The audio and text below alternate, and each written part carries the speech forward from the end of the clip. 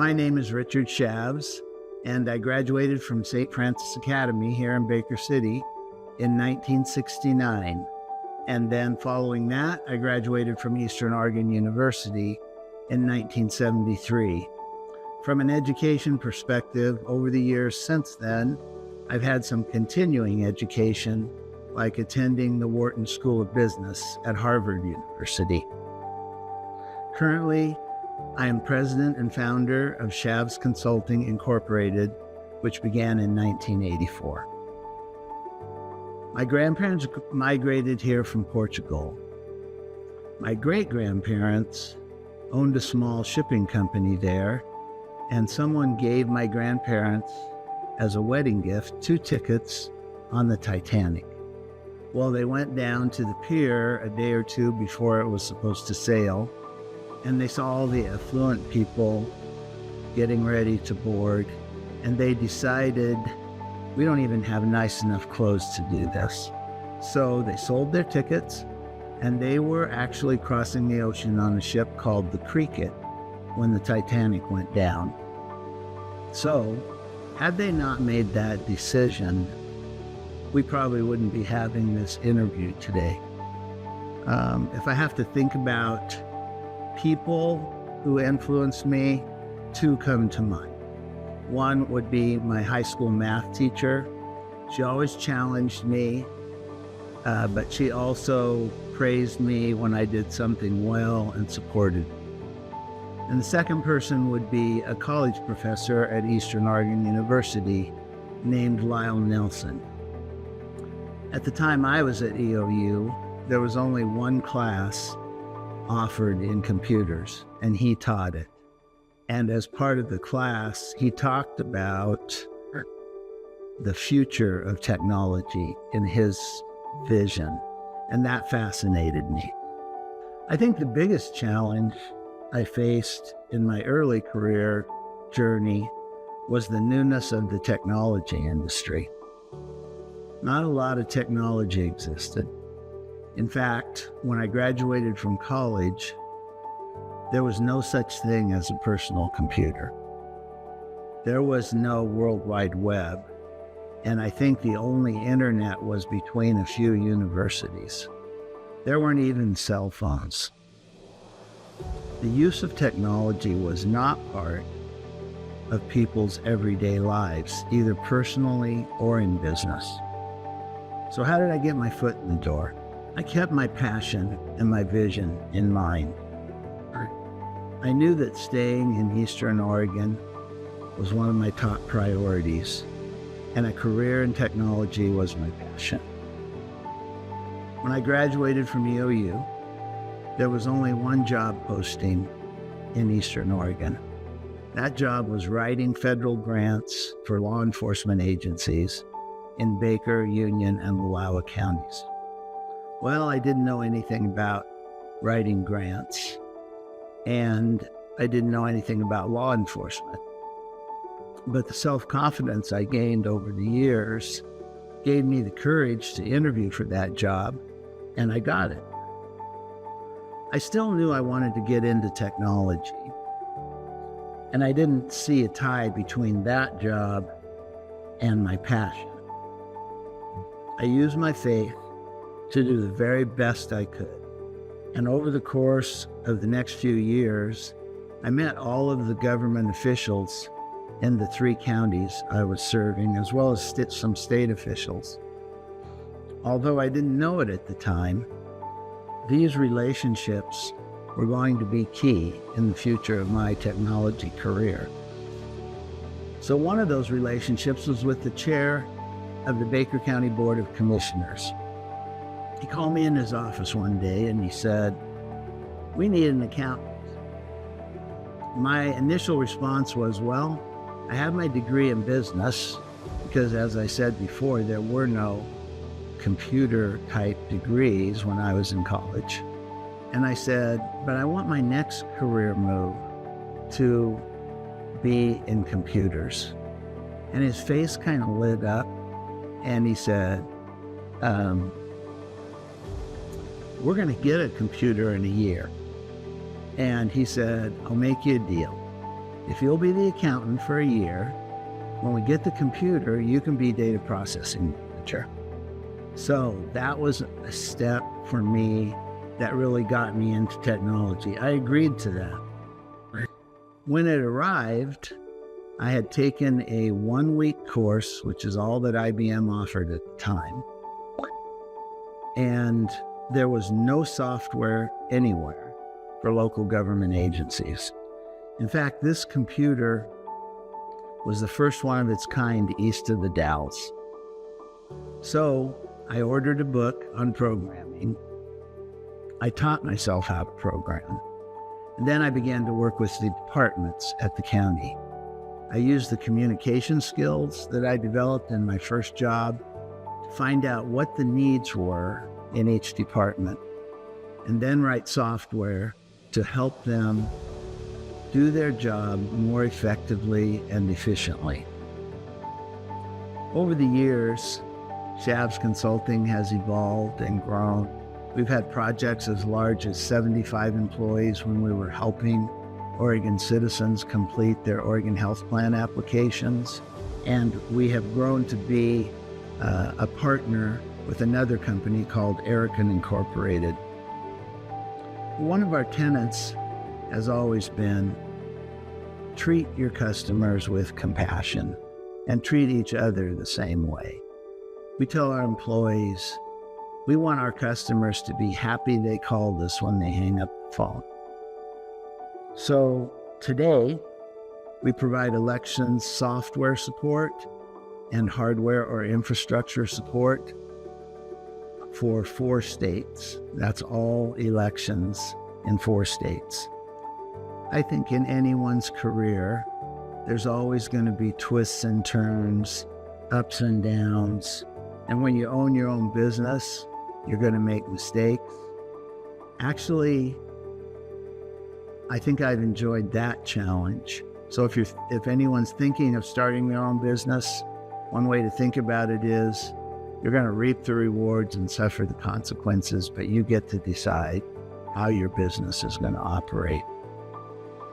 From a mental health perspective, one of the things that motivated me to start my own business was towards the end of my time at Baker County. I was Baker County administrator. So I was preparing the budget, working with unions, and then serving as like executive director to the Board of Commissioners. I actually think I was the first Baker County administrator. I don't think the position existed before me. And during that time, there were several moments when the Board of Commissioners needed to make a decision that politically made perfect sense. But from a business common sense perspective, it didn't make sense at all to me. And that motivated me to say, okay, if I start my own business, I can decide what makes sense. And I liked that challenge. I coached a lot of kids' sports teams. I always felt like when I was coaching, I remember especially practices, but even sometimes games, before it would start, when I was home getting ready, I would be thinking, I don't really want to go do this. And then I would go and I would just be so uplifted. So I actually coached at least one team for 35 years in a row here in Baker. And I think that's part of where my passion began to grow for our youth and young adults. You know, everyone can say, well, I wish I hadn't made those mistakes. But when I think about that, as many people have said in the past, I learned more from those mistakes than I did from my successes.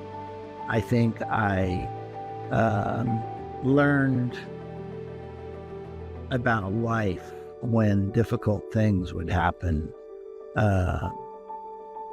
and challenges would occur. And that's what really, those things are what really shaped me and gave me the perspective I have today. So if I had to go back, I mean, it's not fun to go through challenging times, but I wouldn't change any of it. I always use that expression, keep your head up, follow your passion, watch for the next opportunity. And I've kind of lived by that. And I think there's a lot of quality advice out there in books and in people, and it's good to listen and think about that, but then you need to know how to apply it to your life and if that's a fit or not a fit. So one of the times in my life that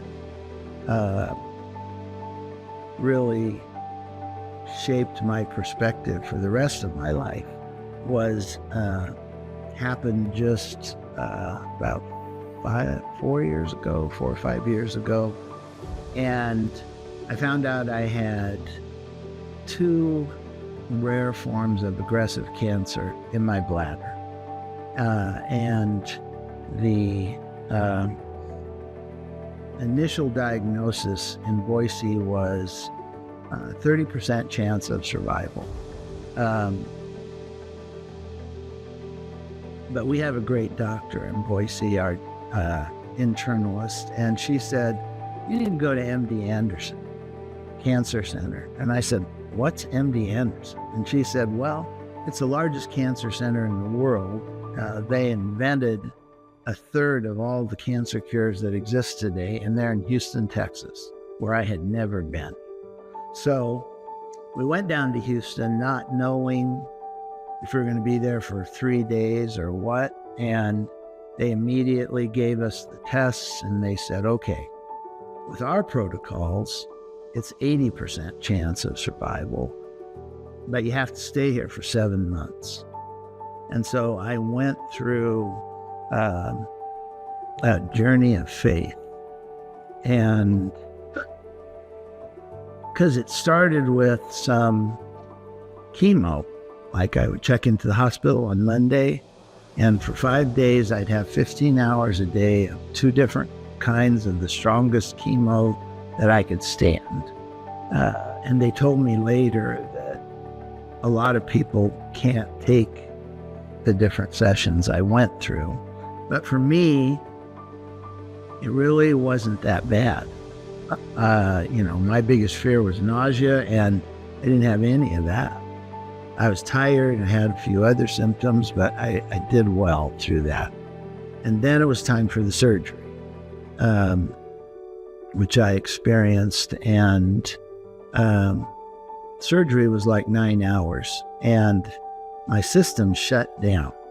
And so I had an 8-day period where I had no food or water by mouth, and all I had was intravenous to keep me hydrated.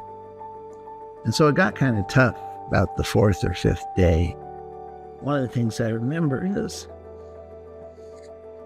there was a nurse, and everybody called her Minnie because she was about this tall. But she was the charge nurse on the floor of the hospital I was in. MD Anderson has 15 million square feet of hospital space and 25,000 employees. So the entire floor I was on was the same kind of cancer I had, bladder cancer.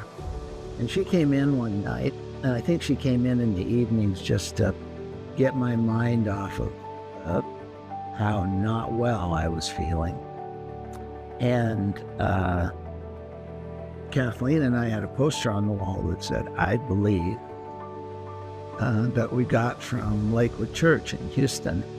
And she noticed that poster when she was walking out of the room. And she said, "Do you want me to say a prayer for you?"